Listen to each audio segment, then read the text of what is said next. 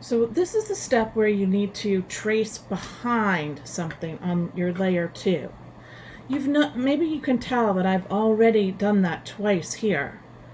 To trace something behind something else, that was me finger quoting, behind, it's really just an overlap, but you need to be careful not to trace over the one that's already there. So that's not that tricky, but it takes a minute. So if I'm going to put and I'll turn it so you can see him better. I'm going to put him right there, okay?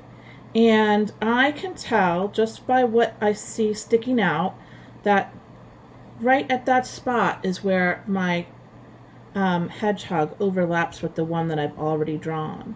So I'm going to trace around him, but I'm going to stop every time I get to a hedgehog that's already there. So I'm not drawing over hedgehogs that exist already. I'm just drawing the spots that are not there. Did everybody see how I did that? So I am just tracing as I go, and the directions said 3 to 5 times. So far I have 3. I think I'd like a little piece over here, and I might just do the front of my hedgehog and try not to overlap him too much, but it's going to be unavoidable at some point that you're going to be overlapping everything, and that's okay too. So there's my 4th one, and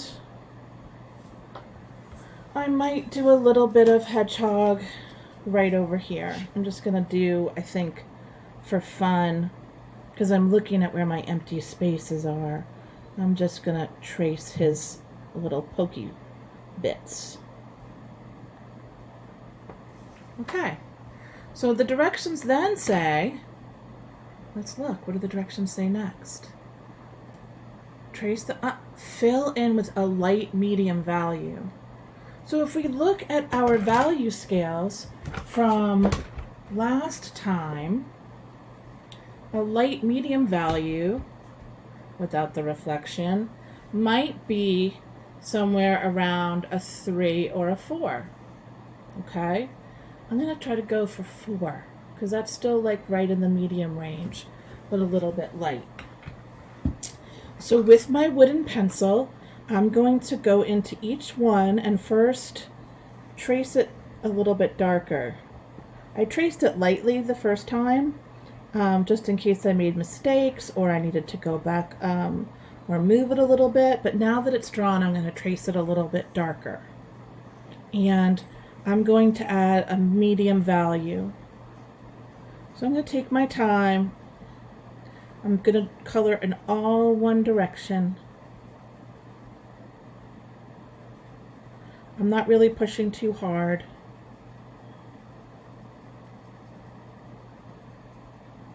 But we know that since value is the lightness or darkness of a color, we know that we have the ability to change that and to use that in our design.